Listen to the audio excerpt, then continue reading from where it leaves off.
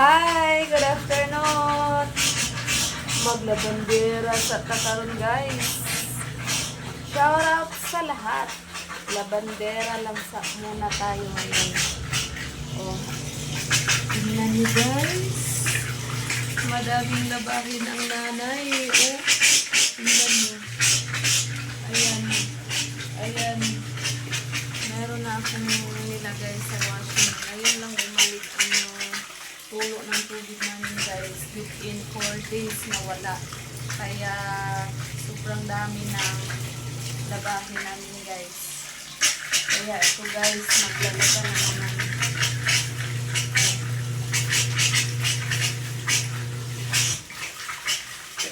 Yung iba, tapos ko na nilaghan kanina. Kasi kaninang madaling araw, 4:30 in the morning, naglalaba na ako guys. Kasi malakas ang tulo ng tubig. Kaninang 4:30. At pagsapit na 6 in the morning, biglang nawala yung tubig. Kaya nga, hindi ako nakapagtapos sa aking nilaghan. Ito pa oh. Tapos na tong pinatuyok sa washing, kulang na lang to banlaw. Kaya magbanlaw ako ngayon. At saka itong mga towel, labhan ko din. Kasi lakas na ng tubig oh. So, thank you so much Lord. Importante talaga ang tubig. Para lang sa akin oh.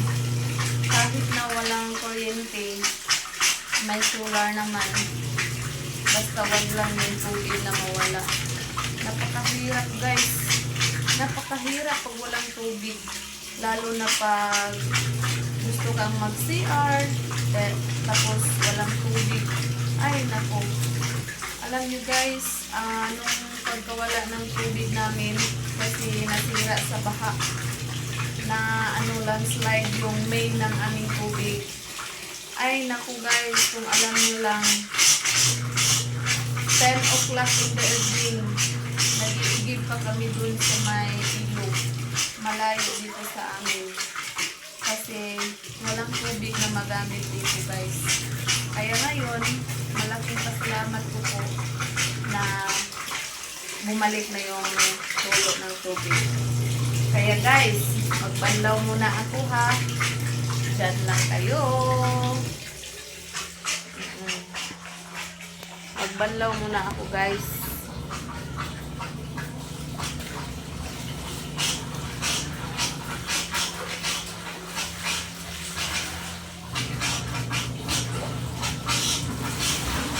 Ngayon pa siya bumalik.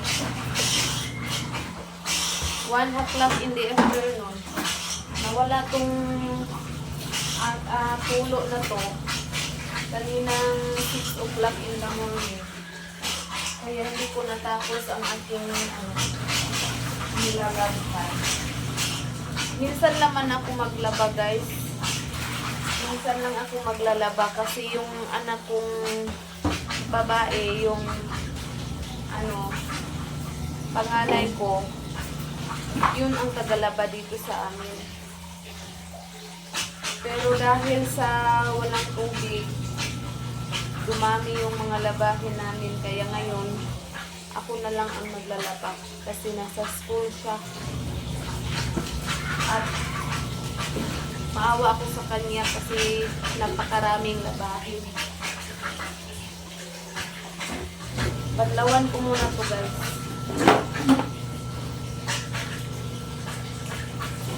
Kulang na lang to ng banlaw. At meron pa akong babad sa washing. Yung mga towel at mga habon. Kumot ba? Kumot. Pasensya na guys ha. Oo.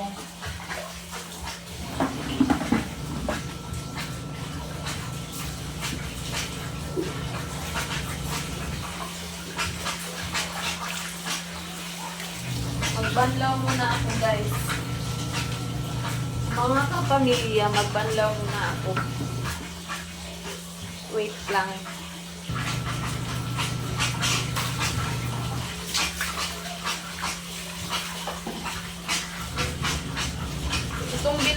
iniwan ko. Ito ang naiwan ko kanina. Hindi natapos. Nung nag-live ako kaninang umaga.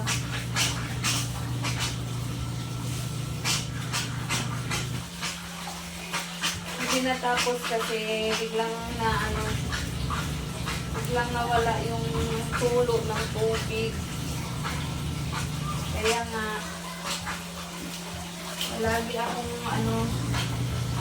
lagi akong pabalik-balik dito sa bahay. Tinitingnan kung bumalik na ba yung tubig. Kaya ngayon, bumalik na. Ay, continue na naman. Ganito talaga ang buhay nanay. Diba guys? Diba mga nanay? Pa-shout out sa lahat ng mga nanay dyan.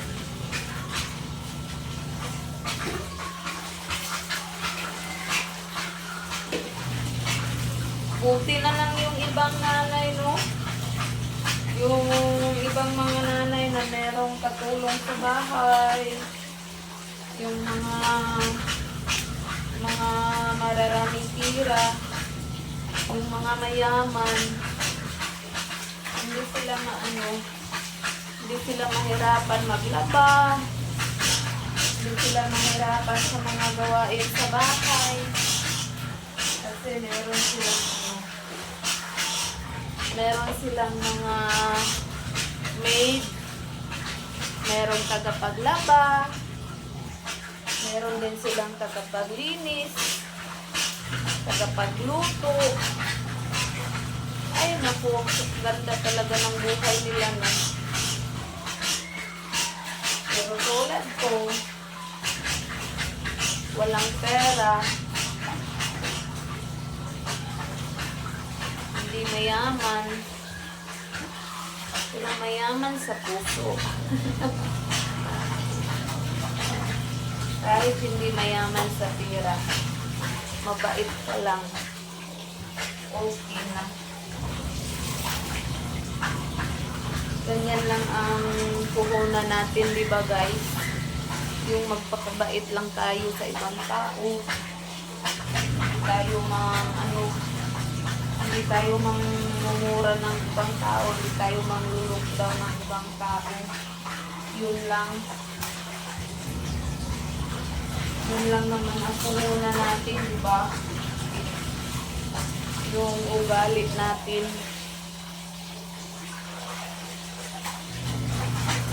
Tapos na guys.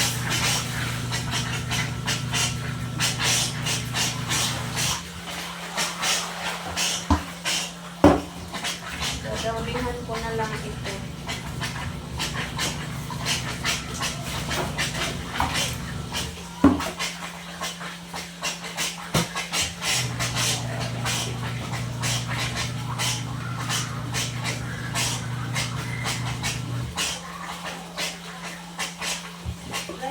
Mga puti, oh.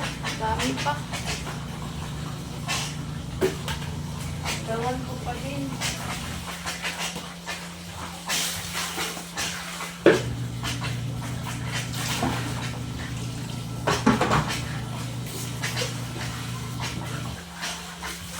Buti na lang guys na buti na lang inayos na ang aming tubig. Ng mga tagapag-ayos. Kasi mahirap kapag walang tubig. Hirap talaga kapag walang tubig. And guys, happy Wednesday! Maglabadami, labadami. Ang nanay. Kapag nanay tayo guys, no? Napakaraming iniisip. Nanay ka, ay dapat Tatag ka.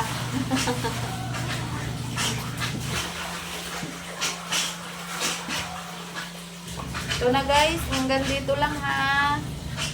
Thank you for watching. Bye bye.